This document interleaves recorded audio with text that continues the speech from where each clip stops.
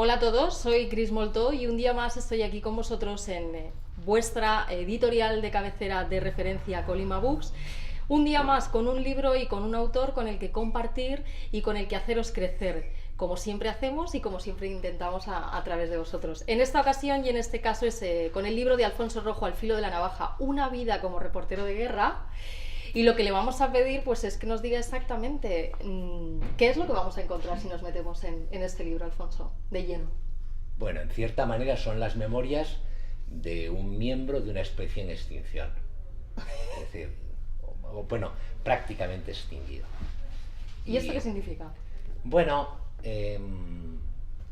yo estoy, yo estoy al final de una profesión. Yo he dedicado 40 años al reporterismo, de ellos 30 al reporterismo de guerra, viajando por el mundo, y creo que se han producido una serie de cambios enormes en lo que es esta profesión, no en la profesión en sí, sino en el negocio en sí del periodismo, que hacen que lo que yo he hecho durante 30 años, lo que otros han hecho, algunos muy bien, lo que empezó prácticamente hace 300, creo que está llegando a su fin. Entonces lo que he hecho yo es una reflexión, aprovechando mi experiencia vital, desde que empecé en los años 70 con la guerrilla en Centroamérica, hasta las últimas coberturas que hice, o que han hecho otros. Yo las últimas fueron hace 10 años, las que han hecho otros más recientemente en Irak y Siria y con el ISIS, para explicar que esta es una profesión, este aspecto de la profesión periodística, pues está a punto de perecer. Y te lo voy contando de esa manera. Pues dime una cosa, porque has publicado 11 libros, 6 de Sí, ellos novela, sí, y en este caso has elegido la corresponsalía. corresponsalía de guerra.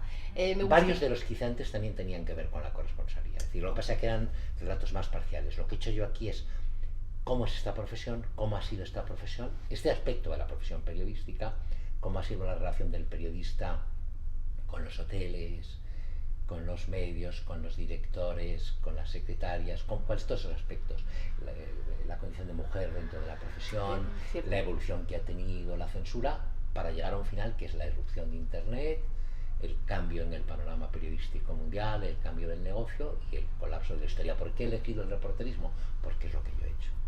¿Qué hay de ti en este que no hay en ninguno de los anteriores? Bueno, toda la historia está hecha a través de un hilo personal. Si yo he intentado hacer lo mismo que hacía muchos años cuando escribía pues para El Mundo desde Bagdad, o cuando estaba cayendo el muro de Berlín y yo estaba en Berlín, o en los últimos días de la Unión Soviética, que estuve en Moscú o en el Cáucaso, que es ir de la anécdota a la categoría.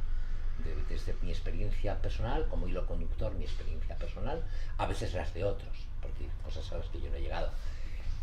Ir contando cómo es esta profesión, cómo está, muy desde la anécdota, pero para llegar a la categoría. ¿Qué es lo que más te ha gustado de todo el proceso que has llevado a cabo hasta que ha salido y se ha puesto a la ¿De venta? hacer el libro o de lo que he vivido para hacer el libro? Las dos cosas. Bueno, yo siempre digo que ser periodista es mejor que trabajar, sobre todo si te toca lo que me tocó a mí. Hay que tener mucha suerte. Yo tuve una enorme suerte en la profesión. La parte que me tocó a mí de la profesión es la parte más cinematográfica, más divertida, más entretenida, más flamboyante, más... Y encima pagaban bien, no a lo bestia como cobran los de las televisiones o los presentadores de los shows estos que hay, no esas cantidades, pero bueno, sueldos muy bien y una vida divertidísima. En contra de la imagen que existe, el reporterismo de guerra es esencialmente muy divertido, muy vital, muy divertido. Se puede pasar mal, pero es muy divertido. Y en ese sentido yo en la profesión he disfrutado como no se puede ni imaginar. No me puedo imaginar algo mejor que lo que yo he hecho durante 30 años. No me lo puedo imaginar. Ni ser rico siquiera, es mejor. Mm. Y al escribirlo, hombre, pues vas pasando a las cosas. Sí me han venido más que buenos momentos, mucha nostalgia. Y hay gente que al rememorarlos se te encoge el alma. Julio Fuentes, que murió haciendo esto. Miguel Gil, al que asesinaron en África haciendo esto.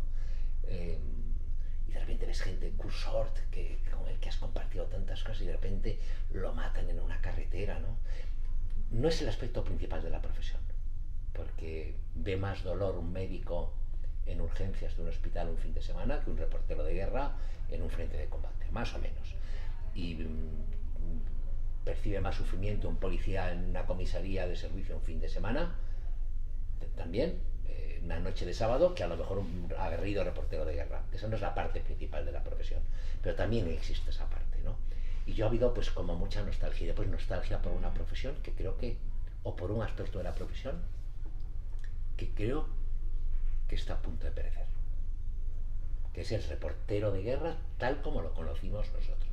No es que no vaya a hacer falta siempre y para siempre ese personaje que va a un sitio, se fija en las cosas, selecciona lo más importante y lo cuenta o lo transmite de una forma viva, verbalmente rica, atractiva. Eso va a seguir haciendo falta. Pero yo no sé si las empresas periodísticas, la estructura de información que tenemos, va a permitir esa figura, por lo menos no como antes. Antes, cuando yo empezaba, todavía no había internet, por ejemplo. Incluso con internet, pero cuando no había internet o no había ordenadores, los 70, los 80, pues ocurría un desastre en las chimbambas. Te empezabas a documentar aquí, hacías recortes, ibas al archivo del periódico, les pedías que te preparasen una carpeta, las secretarias te organizaban el viaje, se buscaba un billete, tú salías, llegabas allí, hacías unas fotos, guardabas los carretes, preparabas unas crónicas y a lo mejor 15 días después había una crónica espléndida. Ahora hay un terremoto en Haití, bestial, con miles de muertos. Y antes de que tú te hayas enterado cuántos grados tiene la escala de Richter aquí, hay un negro de Lesalín que tiene un teléfono móvil como este, por lo menos tan grande como este, que hace así un poco, aprieta 3 botones y un minuto después está en YouTube, está en las portadas de los periódicos, antes de que tú te hayas enterado si el terremoto tiene muchos muertos o tiene pocos, o que has empezado. Eso ha cambiado las reglas del juego. Antes la información era un bien muy escaso y ahora es un bien súper abundante. O sea, antes la noticia tenía un valor. Si iba Miguel de la Cuadra, que es uno de mis grandes mitos infantiles, Miguel de la Cuadra se iba por el Amazonas, le picaba una araña y lo contaba en el Java, y aquello era una historia. Ah, te pica una araña y como no te coma viva la araña, pues que no sales ni en las noticias, ¿no? ¿Cuál te gustaría que fuese o cuál es el mensaje que quieres lanzar desde aquí, desde Al filo de la navaja? Yo no mando un mensaje ni especial. Lo que hago es, bueno, pues lloro por una profesión o por un aspecto de la profesión agonizante, que no es culpa de nadie, es el sistema. Es, igual que desaparecieron las diligencias, los coches de caballos, porque venía el tren y podemos llorar todo lo que queramos por las diligencias, pero se las comió el tren hasta en el oeste americano, pues podemos llorar por este aspecto de la profesión.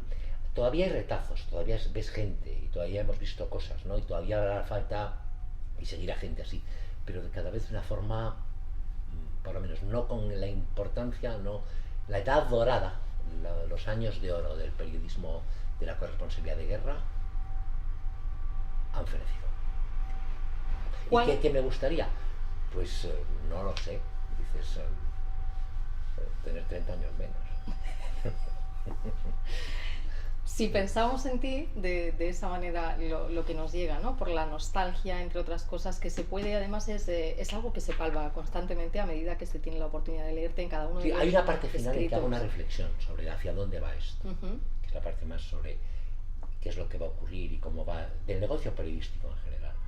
Y no es optimista. No es optimista. ¿Qué es mejor o peor? No lo sé, es distinto. Es decir, han cambiado muchas cosas. Los periodistas ya no somos los guardabarreras de la información. Ya no es necesario que un periodista cuente las cosas, te los puede contar igual. Las empresas no necesitan a los periódicos para anunciarse. Hay grandes corporaciones que no se anuncian, ni siquiera hacen publicidad.